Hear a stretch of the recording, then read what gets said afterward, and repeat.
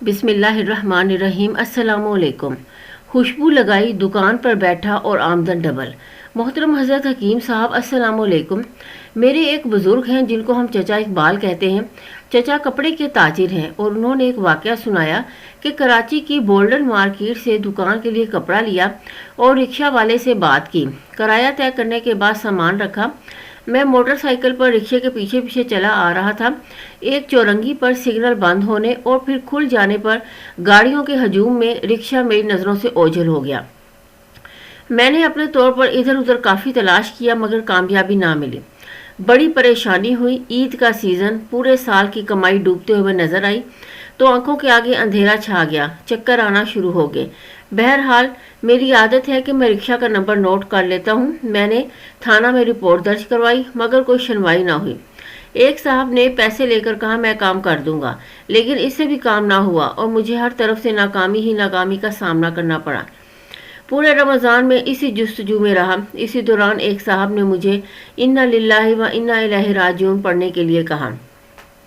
मैंने इनकी बात पर अमल करते हुए उसे पढ़ना शुरू कर दिया और रोजाना चलते फिरते उसे विर्द बना लिया और सैकड़ों हजारों की तादाद में पढ़ता रहा। पूरे एक माह बाद किसी दूसरे इलाके में किसी काम से गया और वहां की मकामी मस्जिद में नमाज जुमा पढ़कर जैसे ही मैं मस्जिद से निकलकर सड़क पर आया और मेरी नज़र एक रिक्शे पर पड़ी, देखा तो इसी नंबर का रिक्शा था जिस पर मैंने सामान रखा था। मैं भागकर इस तक पहुंचा तो बंदा भी वही था।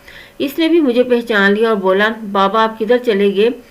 हम तो आपको तलाश कर कर के पागल हो गया है। आपका सामान हमारे पास आपकी अमानत है। आप अभी मेरे साथ चलें और बराए मेहरबानी मुझे अमानत के बाढ़ से निजात दिलाएं। इसने जो इलाका बताया वो कराची का बदअमनी के लिहाज से मशहूर व मारूफ है। मुझे डर भी लग रहा था। बहरहाल दुआएं करता इसके साथ आया और इसने मुझे वो सामान दे दिया। कोई एक चीज़ भी इसमें से कम ना थी। अल्लाह उसे जज़ाए खैर अता फरमाए।